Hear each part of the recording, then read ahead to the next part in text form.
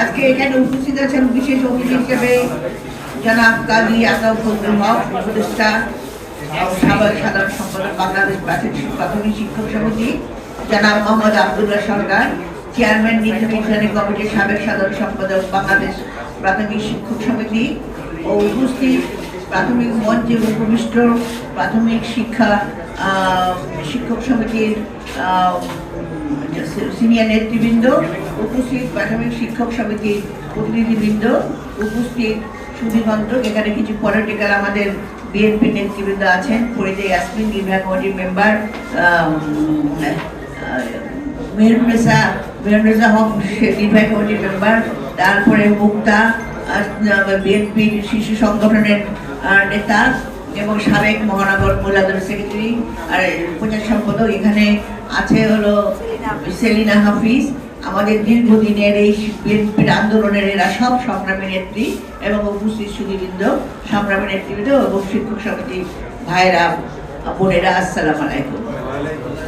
আজকে আমাদের খুব ভালো লাগলো আপনারা আমাকে এখানে আমন্ত্রণ জানাতে আমি খুব আনন্দিত, কারণ আজকে আপনাদের এই যে প্রাথমিক শিক্ষক সমিতি যারা সমাজ গড়ার প্রধান কারিগর, কারণ আপনারাই কিন্তু প্রথম সন্তানদের হাতে নেন, স্কুলে বাচ্চারা যায়, সেখানে প্রাথমিক শিক্ষা, তার মানসিকতা, তার মূল্যবোধ, তার নৈতিক অবস্থান সব কিছু পর্যালোচনা এবং পরিবেশনা আপনারা করেন এবং আপনাদের হাতে কিন্তু সে একটা নতুন মানুষের জন্ম নেয়, পরবর্তীতে অন্য স্কুলে যায়। কাজে আপনারা হলেন আমার দেশ গড়ার কারিগর, আমাদের সমাজ গড়ার কারিগর।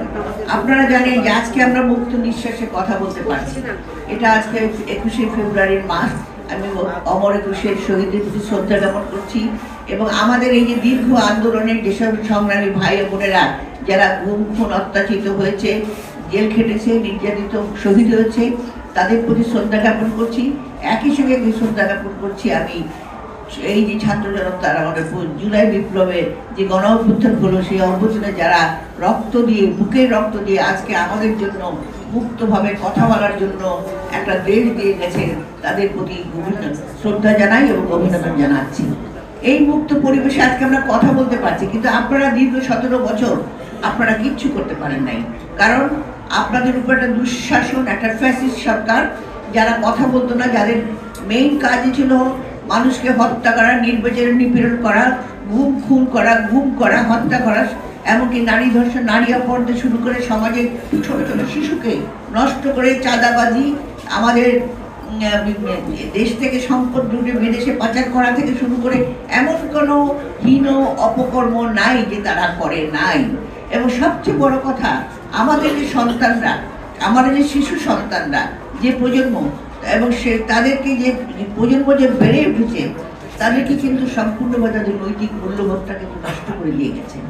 আমাদের দেখেন আজকে বিভিন্ন জায়গায় চাঁদাবাজি হচ্ছে, রাজধানী হচ্ছে, তারপরে আপনি ইদানিং দেখেছেন ছিনতাই হচ্ছে, মার্ডার হচ্ছে, এগুলো কিন্তু করতেছে কিশোর গ্যাং, এগুলো কিন্তু করতেছে আমাদের এই যে ফ্যাসিস্ট সরকার, যারা দেশ থেকে পালিয়ে গেছে, যে কিনা তাদের নেতাকর্মীকে পালিয়ে একটা প্রধানমন্ত্রী নিজে সব কিছু লুটে ফুটে নিয়ে আধিপত্যবাদকে বজায় রাখার জন্য 500 দেশের সহায়তায় পালিয়ে গেছে। তার জন্য এদেশে এখনো যে আওয়ামী লীগ তার নেতাকর্মীরা এখনো যে ষড়যন্ত্র করছে, আমরা তাদের ধিক্কার জানাই। আপনাদেরকে যখন ফেলে চলে যায়, আপনাদের তো কই, আপনাদের জন্য তো কোনো দরদ দেখায়নি, তিনি তো ঠিকই তার নিজের জায়গা করে নিয়ে সরে গেছেন, তার পরিবারকে সরিয়ে নিয়ে গেছেন।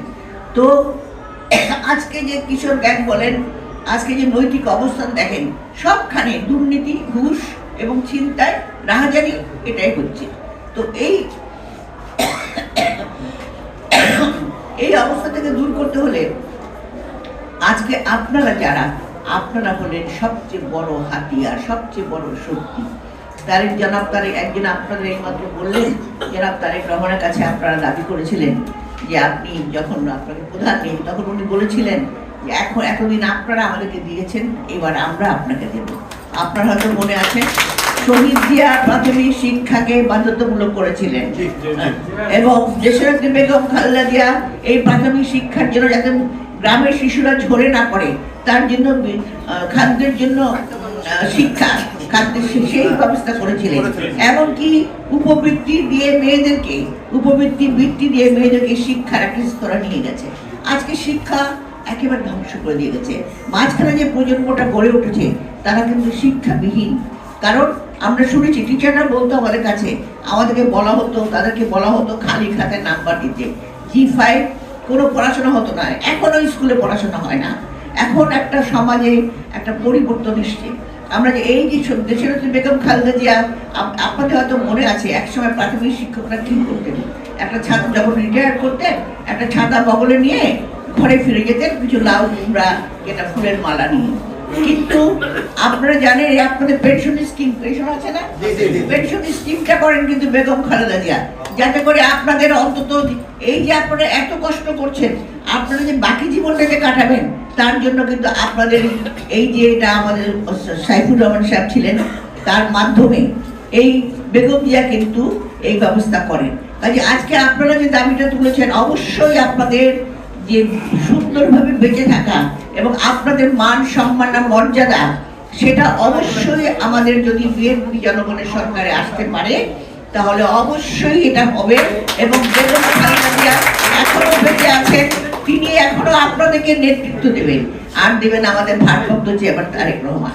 তো আজকে আপনাদের অনেক কাজ, আপনারা যদি এইভাবে ঐক্যবদ্ধ থেকে আপনাদের প্রতিটি স্কুল কলেজ যেখানে আপনি স্কুলে পড়াচ্ছেন যে প্রাথমিক শিক্ষা সেই শিশুদেরকে আপনারা যদি মানসিকভাবে নৈতিকভাবে এবং শিক্ষাগতভাবে যদি তাকে সঠিকভাবে শিক্ষার দিকে এগিয়ে নিতে পারেন সেটাই হবে আমাদের যে পরিবর্তন। আমরা যে সংস্কার বলি সংস্কারটা তো শুধু রাষ্ট্র কাঠামো সংস্কার হলে হবে না, মানুষকেও সংস্কার হতে হবে।